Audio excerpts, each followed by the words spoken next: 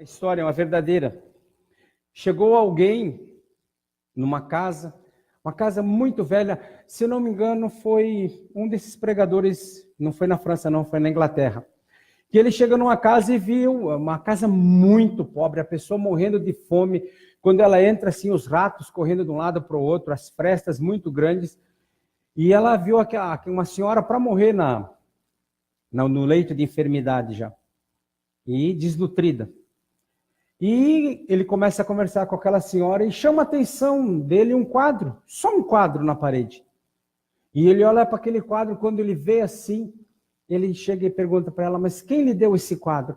Ah, não, isso aqui, a minha família sempre serviu pessoas muito ricas, realmente da aristocracia da inglesa, e ela nos presenteou quando a minha mãe morreu, e eu continuei trabalhando com aquela família, e quando aquela senhora morreu, ela me deu essa...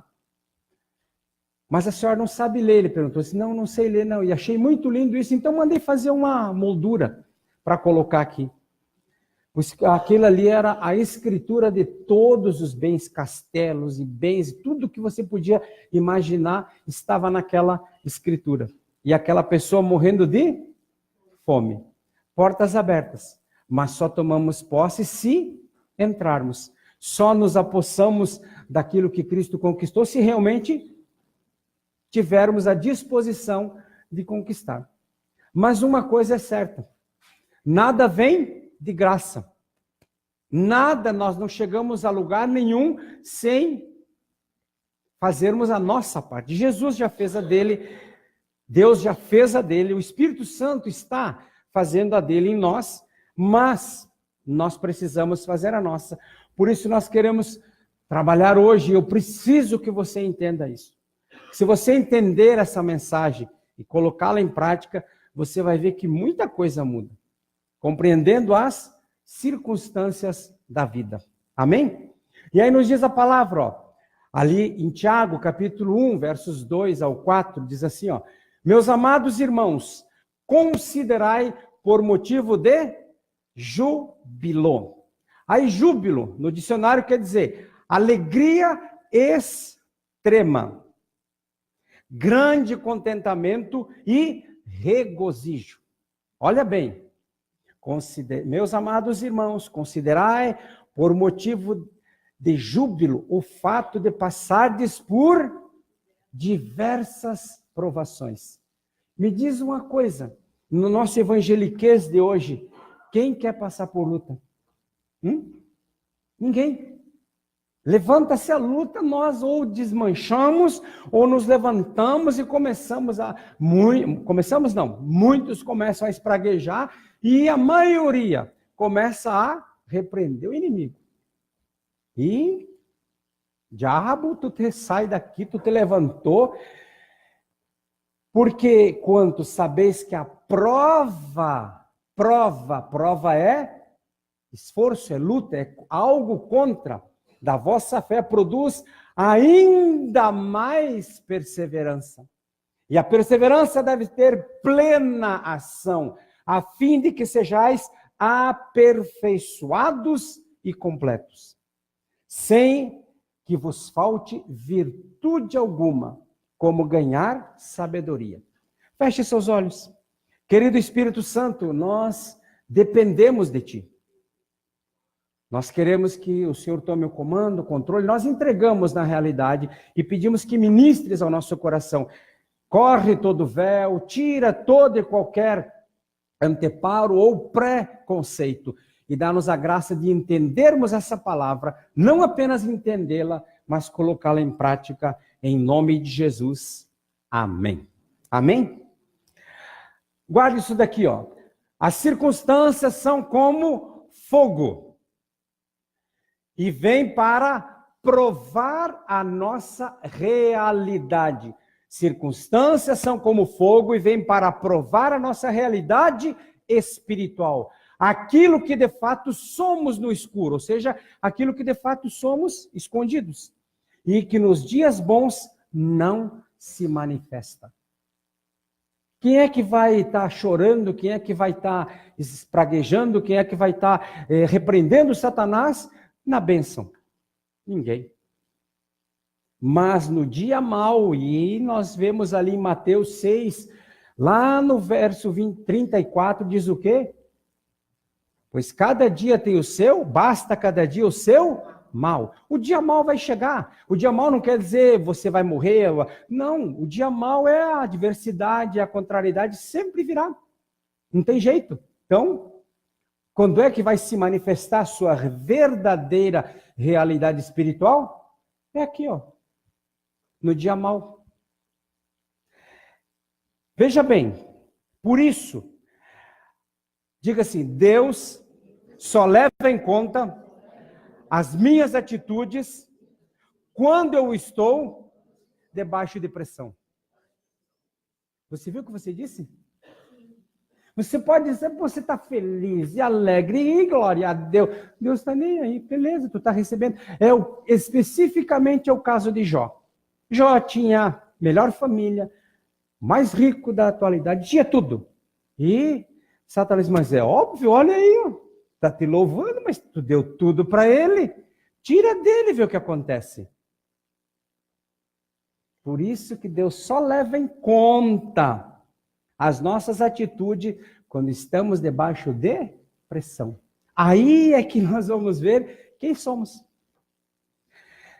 Guarde isso.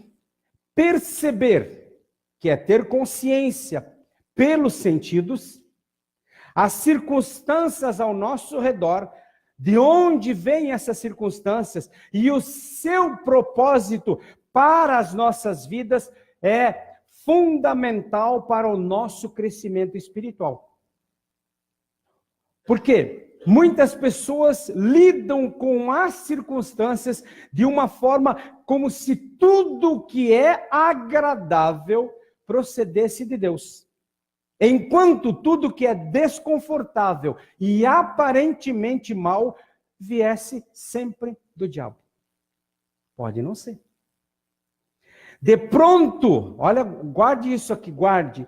De pronto afirmar que isso ou aquilo é de Deus ou do diabo, pode ser perigoso. Porque podemos estar considerando como sendo maligno algo que o próprio Deus está fazendo nas nossas vidas. O que diz ali sobre a prata? A prata aquecida no fogo, o quê? 7 vezes. Tanto a prata como o ouro, eles só são refinados pelo fogo. E a Bíblia faz diversas comparações que somos como a prata e o fogo. Só seremos purificados, só seremos lapidados, limpos, através do fogo, que é a pressão, circunstâncias, adversidades. Linda mensagem, né? Ninguém quer ouvir isso. Mas é a verdade. Então veja bem, ó. E o que é pior? Podemos declarar como sendo de Deus algo que é do diabo. Porque nem sempre o que achamos que é bom, entre aspas, procede de Deus. Por isso precisamos pedir discernimento para percebermos o que significa cada coisa que acontece no nosso dia a dia. E esta é a razão porque eu quero falar hoje sobre 4 situações diferentes que acontecem conosco frequentemente. A primeira coisa que nos acontece, primeira situação é a provação. Todos seremos provados. Tiago, no texto base que lemos, nos diz que a provação tem que vir, pois é necessária para o nosso amadurecimento. O fogo, a prata, o ouro e nós. É na pressão. E eu nunca esqueço, sempre, de vez em quando, eu dou esse exemplo. Eu lembro que eu era pastor auxiliar de um pastor, não aqui, não vou dizer nem aonde, porque as redes sociais, elas andam muito. E esse pastor estava se queixando para o supervisor dele, dizendo que era ruim, porque estava numa crise, e na hora o supervisor disse, quietinho, é na crise que a igreja cresce. Ou seja, é na pressão que nós somos refinados e crescemos. As provações vão se manifestar através de aflições, ou, o que diz ali? Mas não é festa? Perseguições, e acontecem conosco, porque quem é? O diabo? Não, Deus precisa conferir a nossa realidade espiritual. Ele precisa confirmar a nossa fé. Um bom exemplo disto é quando somos ministrados sobre amor.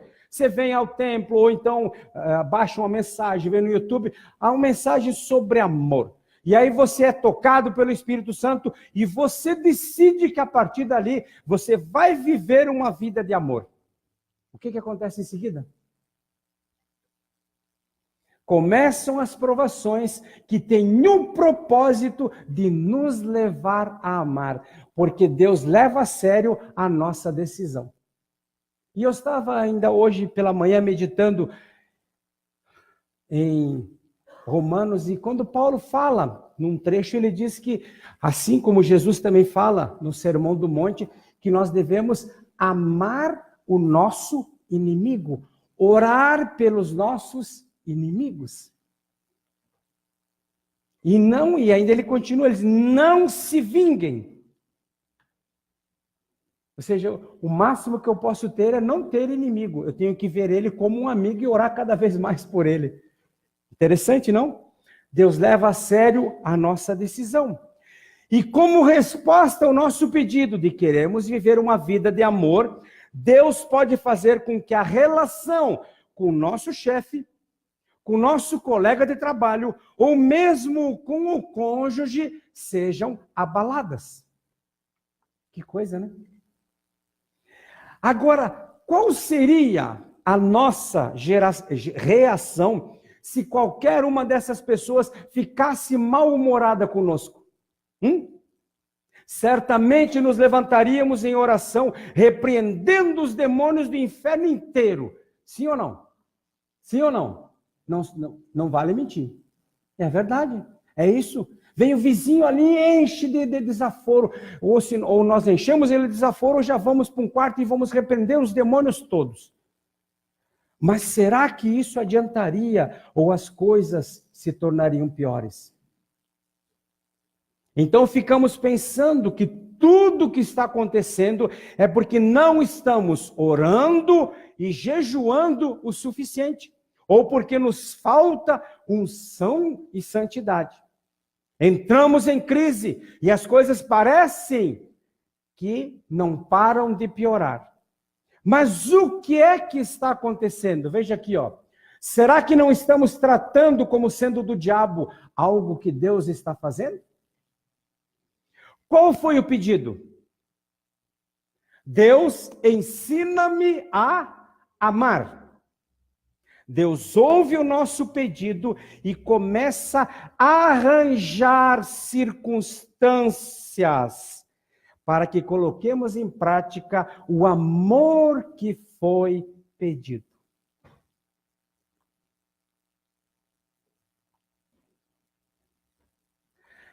Guarde isso, ó.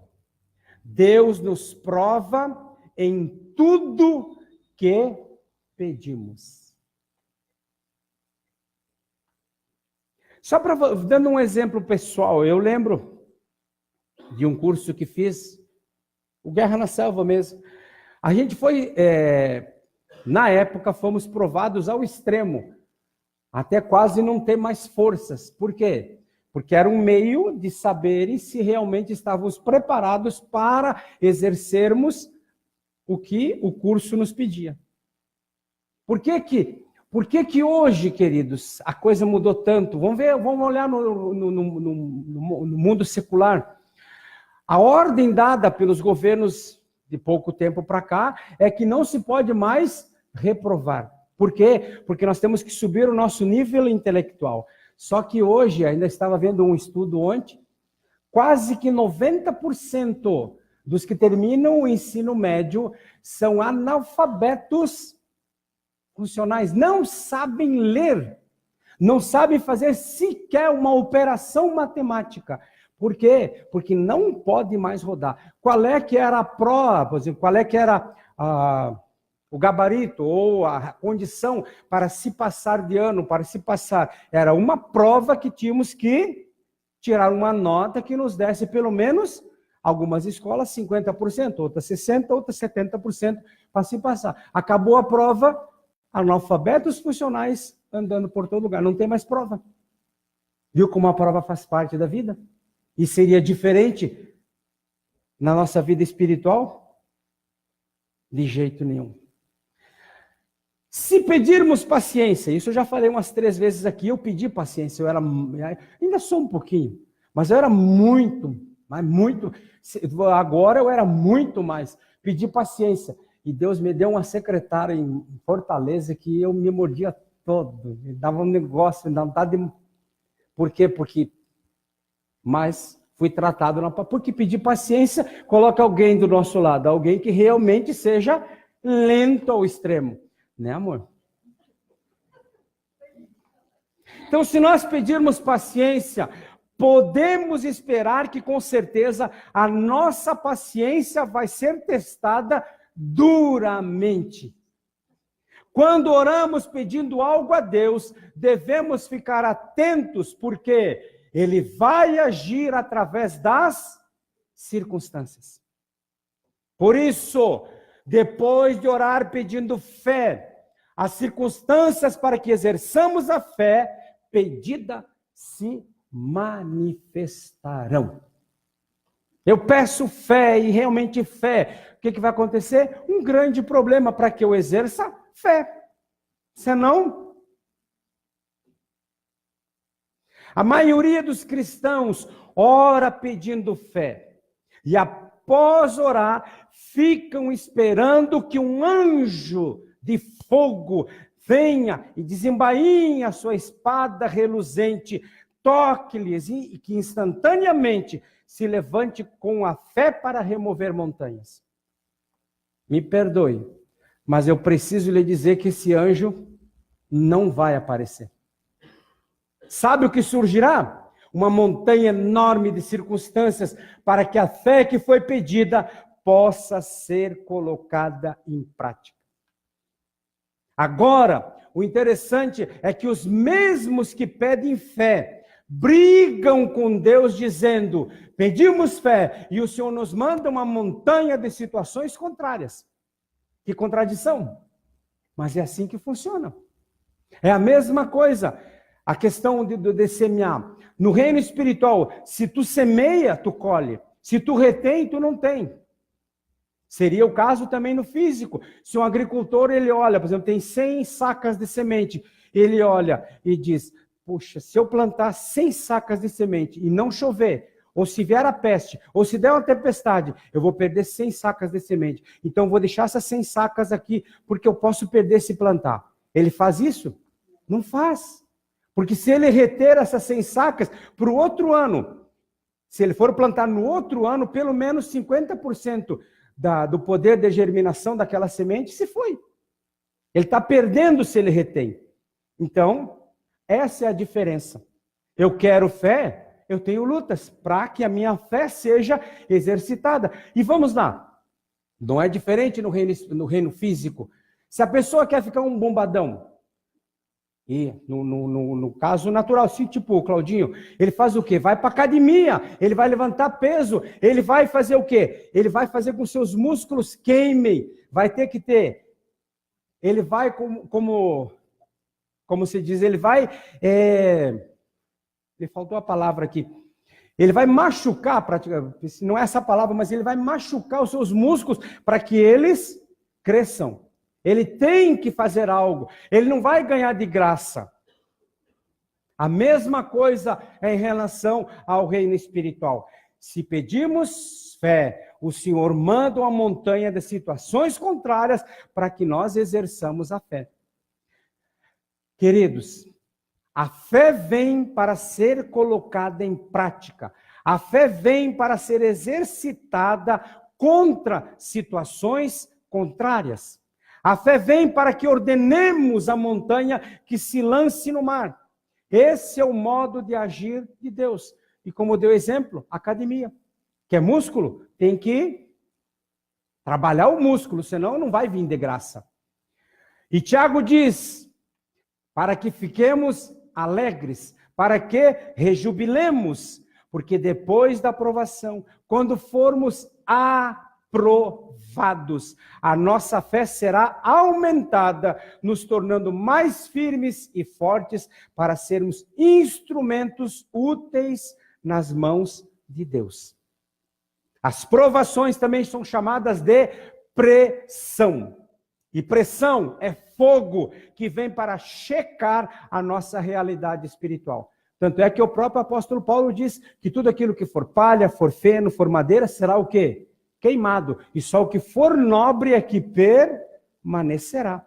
E quem é que faz essa prova, quem é que faz essa separação? É o fogo, é a pressão.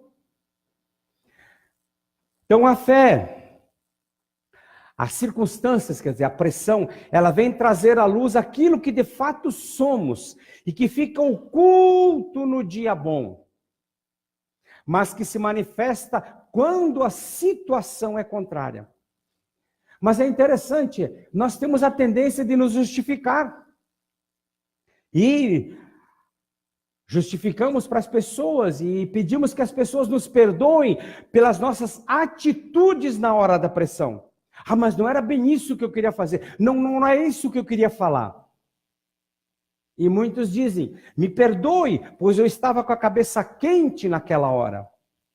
Porém, queridos, Deus fica atento ao que falamos ou fazemos na hora da provação, na hora da pressão. Por que muitas pessoas não recebem?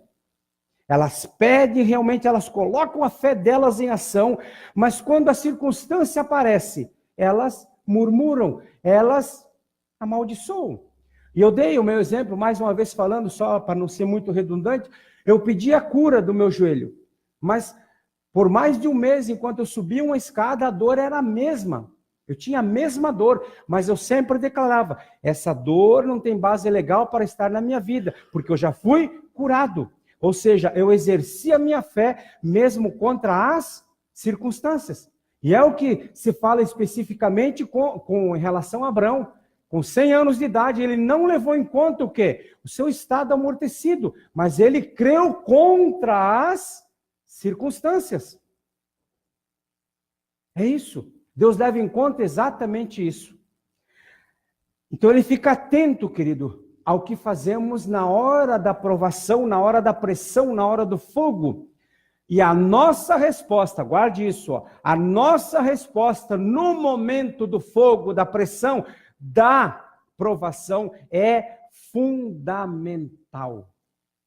Nos momentos difíceis, em que nada parece dar certo, devemos levantar nossa cabeça e fazer uma confissão, como fez Abacuque, ali em Abacuque 3, 17 a 19. Parafraseando, podemos dizer assim, ó, mesmo que a vide não produza frutos, ainda que não haja gado na pastagem, não tenhamos dinheiro na conta bancária, ainda assim exaltaremos e glorificaremos o nome do nosso Deus. Posso ouvir um amém? Mesmo fazendo isso aqui, ó, declarando, como foi o meu caso em relação ao joelho, mesmo você não sentindo nada, mesmo que pareça que a sua oração não passou do teto, mas essa oração, nesse sentido, nessa direção, ela vai fazer com que estremeçam as bases do inferno, pois esta oração foi baseada na fé de que Deus está no comando e no controle de todas as coisas. Posso ouvir um amém? Por isso, ó, Deus quer que aprendamos a caminhar em perseverança, não olhando para as circunstâncias, não andando com base na empolgação. Ou na vontade humana, mas confiados exclusivamente nele e na sua palavra. É isso que é vida cristã, é isso que é fé. Nós, aqui no Brasil, temos toda a liberdade, mas é só você ver que as redes de notícias não falam isso, e não vão mostrar isso. Mas mais de 100 mil cristãos são mortos nesses países onde a perseguição religiosa é grande. Mas eles perseveram, não olham para as circunstâncias, e aí eles colocam em prática Apocalipse capítulo 12, verso 11.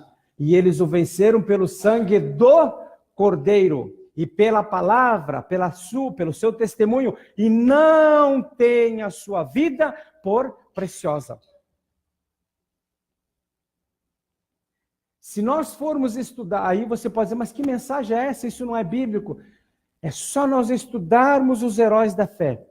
E nós vamos ver que todos eles passaram por provações. E nós vamos ver que eles foram testados até o seu limite.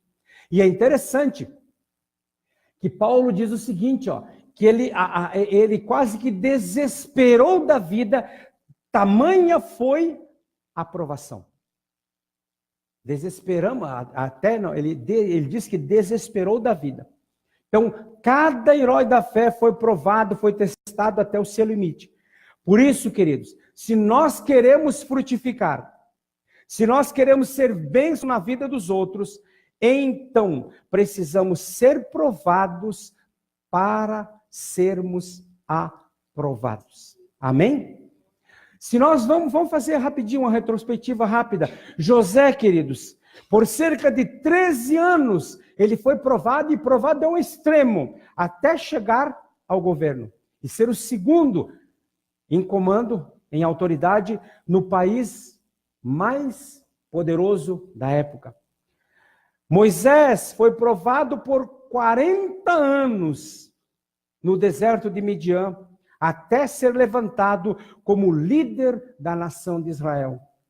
Davi, queridos, mesmo após ter sido ungido, ele foi ungido pelo profeta com óleo da unção para ser rei, mas ele levou 17 anos,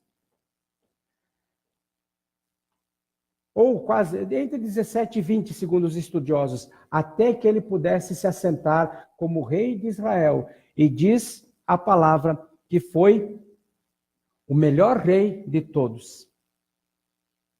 O próprio Senhor Jesus, ele poderia muito bem olhar para o diabo e dizer assim, seguinte, sabe de que eu sou filho, né? Então, casca fora. Não, ele foi o quê? Ele foi testado ali no deserto para então o quê? Ser aprovado. E desta forma, queridos, se nós quisermos ser aprovados por Deus, então devemos responder de forma adequada ao que Ele nos propõe. E cada um vai ser provado conforme o quê? O seu chamado. Foi chamado, vamos dando uns exemplos, chamado para ser faxineiro. O seu grau maior vai ser faxineiro. A aprovação é uma. Foi chamado para ser presidente. A aprovação é outra. Ou seja, a aprovação é conforme o nível do nosso chamado. Então, não rejeitemos a provação. Queridos, muitos crentes, você já parou para pensar o porquê tantos cristãos não crescem espiritualmente, mesmo estando anos e anos dentro da igreja? Sabe por quê? Eles não crescem porque eles ouvem, mas não respondem a Deus corretamente no meio da provação. Mas qual a maneira correta de nós respondermos a Deus? Simplesmente perseverando em fé e crendo que, apesar das circunstâncias, Deus está no controle de todas as coisas. Posso ouvir um amém? Então, a primeira situação é a provação. Segunda situação, a disciplina de Deus.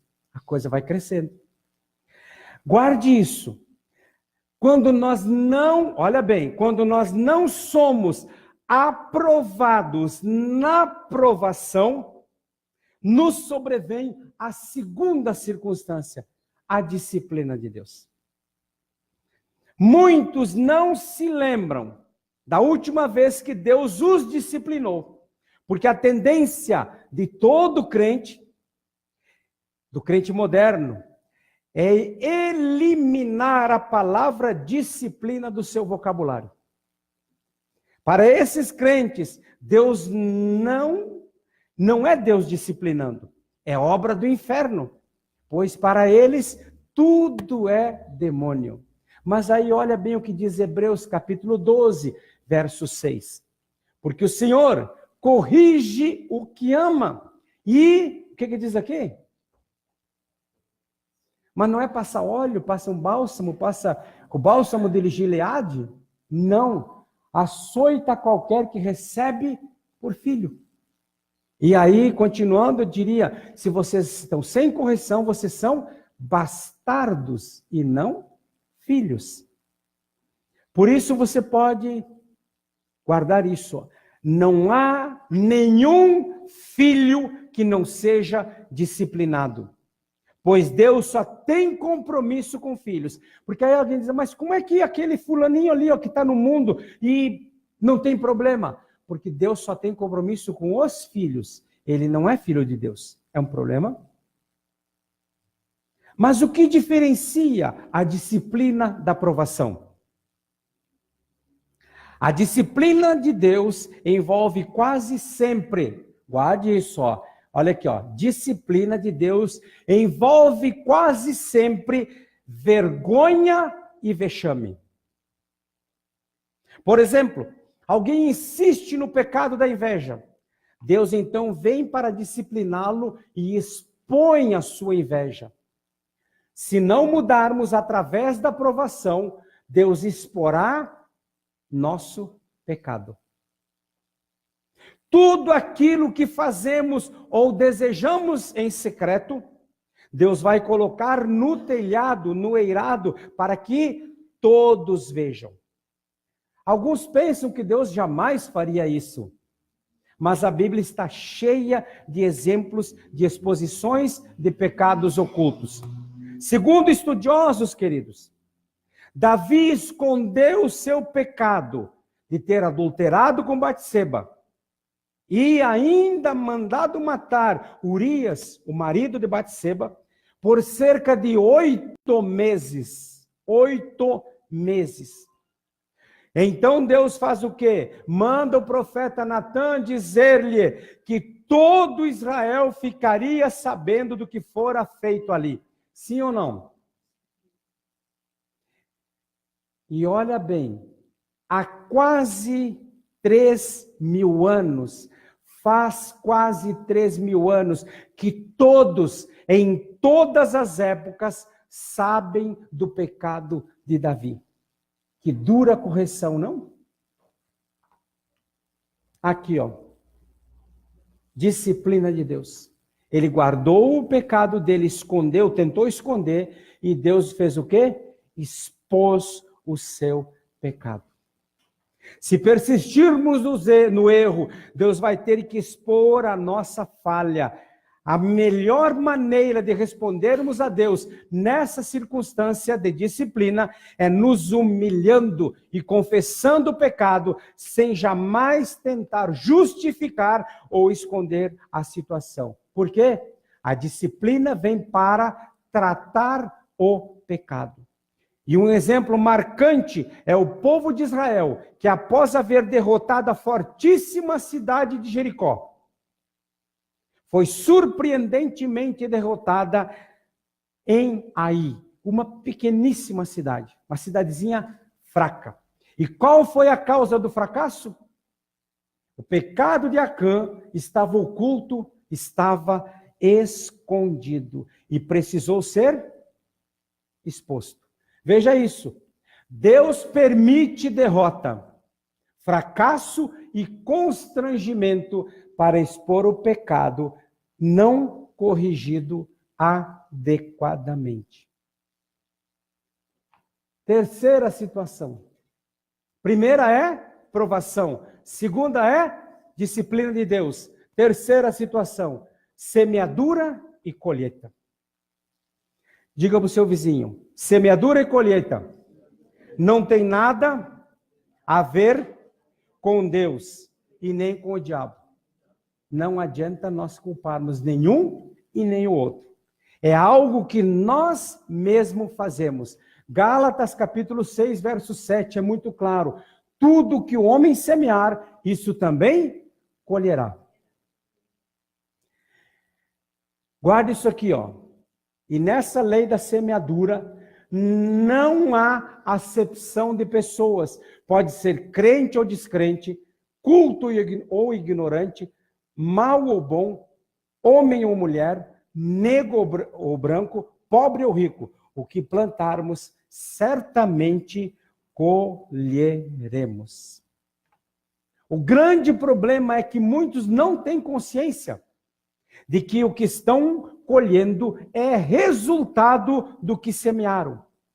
Quantos anos por a fio? Quanto tempo? Por exemplo, cônjuges têm semeado brutalidade no outro cônjuge. Insensibilidade, falta de respeito. E agora estão colhendo o quê? Brutalidade, insensibilidade e desrespeito do mesmo cônjuge. Nunca se viu, queridos, uma geração morrer tão nova como essa que está aí. E de forma tão trágica, tão bruta. E por quê? Simplesmente porque plantaram desobediência e desonra. E Efésios capítulo 6, verso 1 ao 3, ele declara, ó, vós filhos, sede obediente a vossos pais no Senhor. Porque isto é justo. Honra. E é algo que não se vê mais hoje. Honra teu pai e tua mãe, que é o primeiro mandamento, com promessa, para que te vá bem e vivas muito tempo sobre a terra. O que a gente vê hoje? Parece um bando de parasita, um bando de carrapato, um bando de pulga. Tudo chupando uma senhorinha. A maioria das senhorinhas, né? Porque os senhorinhos morreram mais cedo. A pensãozinha que ela ganha, aí tem uma renca de casinha no mesmo terreno, tudo chupando a veinha. Por quê? Porque não consegue se dar bem, não consegue prosperar, não consegue deslanchar, porque falta do quê? Desonra e desobediência. Essa é uma lei da semeadura e da colheita. E quantos têm semeado problemas físicos com estilo de vida sedentário e alimentação desregrada, desregulada? São semeaduras que no devido tempo darão o seu fruto. E quer queira ou quer não, serão colhidos. E até tem um teólogo que diz, a semeadura é livre. Tu semeia o que tu quer. Mas a colheita, queridos, tu não tem liberdade, não. Tu só vai colher o que tu plantou. E nunca é na mesma proporção. Sempre vem. Por exemplo, 1 grão de trigo. Você sabe, 1 grão de milho. Você sabe quantos grãos tem uma espiga? E olha que às vezes 1 grão só, num pé de milho, dá 3 ou 4 espigas. E uma espiga tem na faixa de 780 grãos. Faça isso vezes 3, vai dar 2.000 e poucos grãos de 1 grão. Então, tu nunca colhe o que tu plantou, tu colhe sempre, é a mesma espécie, mas porém, alguns dizem conhecer, quer ver, ó, alguns dizem que conhecem pessoas que semeiam a vida inteira, mas eles nunca viram colher.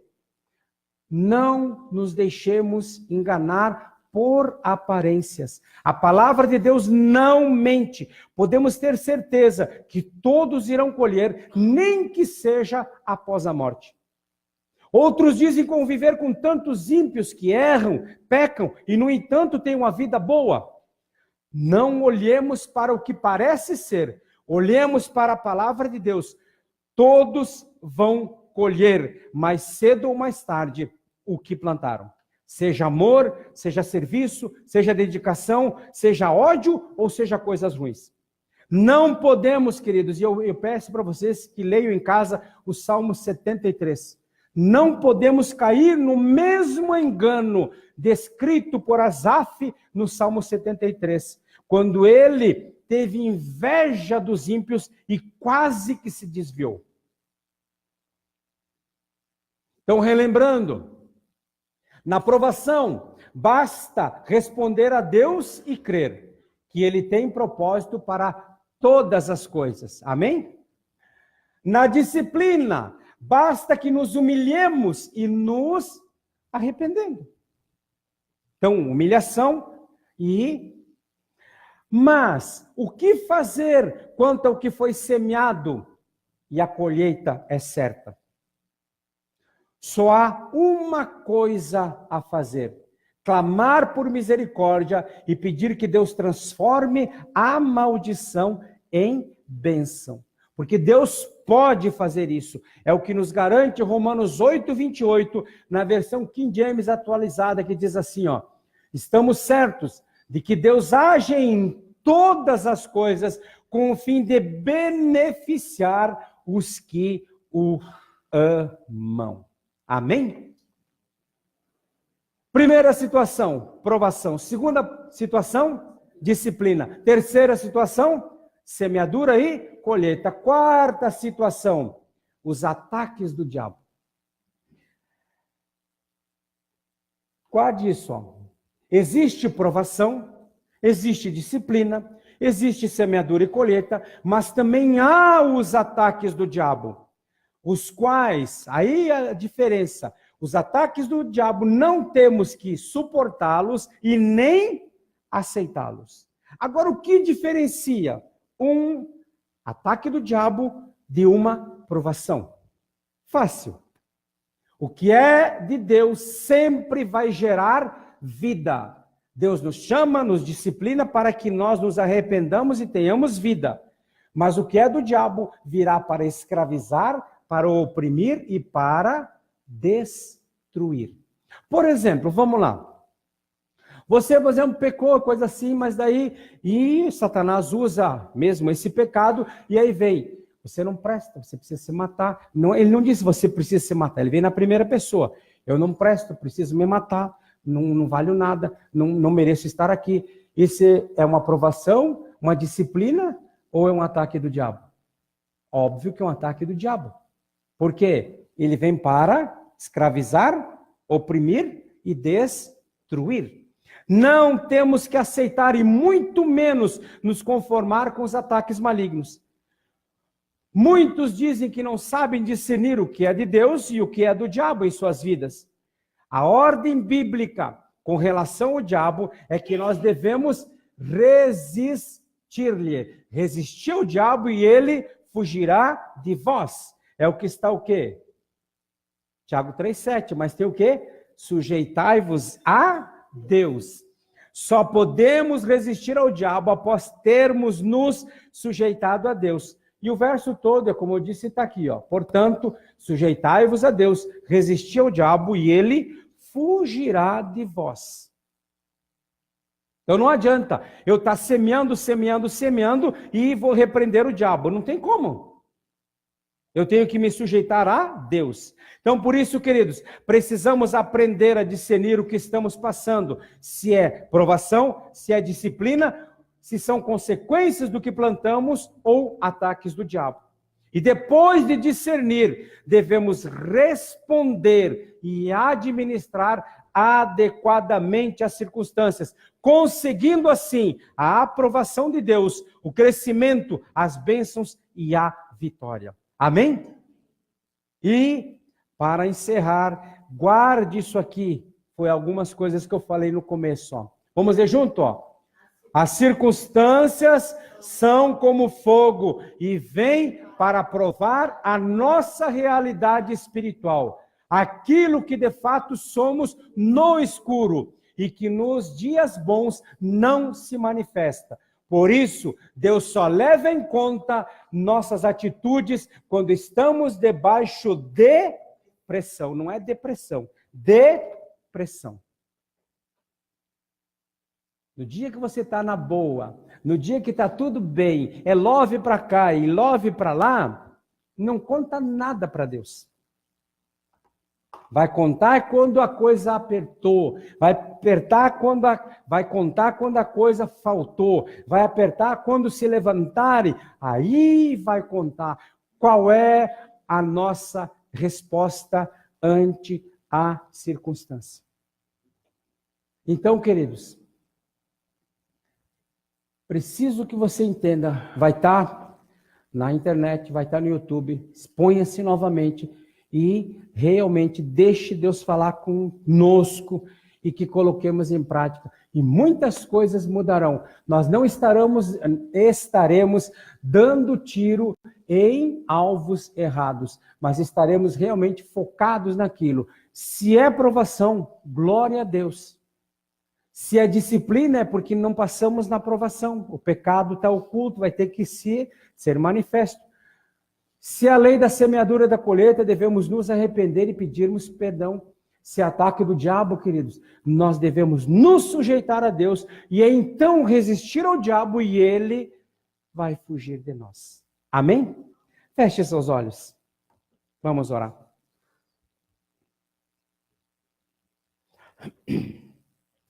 Pai, nós te damos graças por esta manhã, te louvamos por esta palavra, te louvamos porque cremos que procedeu de ti esta palavra e veio de encontro às nossas necessidades. E que o teu soberano Espírito Santo possa pegar esta palavra e na unção dele, vida seja gerada em cada um de nós. Que a partir de hoje realmente nós nos levantemos como homens e mulheres espirituais, deixando a carnalidade, deixando as circunstâncias, deixando tudo aquilo que prende a nossa atenção e que não glorifica o teu nome de lado. E que realmente possamos discernir o que situação estamos passando e nos posicionarmos segundo a direção do teu soberano Espírito Santo. Que a partir de hoje, realmente, ó Pai, nós possamos nos sujeitar cada vez mais ao Senhor, obedecermos cada vez mais a Ti, nos expormos cada vez mais à Tua palavra, de tal forma que os nossos sentidos espirituais sejam aguçados e desta maneira nós possamos discernir em que situação estamos passando. Se a provação que procede de Ti, nós, ó Pai, nos sujeitemos a ela e realmente possamos, numa atitude, num ato de fé, passarmos por esta provação. Se é, ó Pai querido, disciplina, que nós nos arrependamos realmente e peçamos perdão do pecado que está oculto. Se é, ó Pai, semeadura ou colheita do que semeamos, nós possamos realmente clamarmos por misericórdias, para que o Senhor possa transformar a maldição em bênção, porque é o que diz Romanos 8:28. E se é, ó Pai querido, a situação que provém dos ataques do diabo, nós possamos cada vez mais nos humilharmos e nos sujeitarmos a Ti, de tal maneira que possamos então resistirmos ao diabo para que ele fuja de nós. Sim, ó Pai, que possamos viver a partir de hoje uma nova etapa em nossas vidas e, pautados na Tua palavra, nos levantemos para sermos realmente a expressão, a totalidade de tudo aquilo que o Senhor projetou que fôssemos, luz e sal, para estarmos aqui, para governarmos, para sermos cabeça e não cauda, para, querido Pai, trazermos a Tua glória e estabelecermos o Teu reino a partir das nossas vidas, do nosso lar, da nossa vizinhança e até onde o Senhor nos enviar. Muito obrigado por tudo, Pai, e daremos a Ti sempre o louvor, a honra e a glória, em nome de Jesus. Amém, amém e amém. Glória a Deus.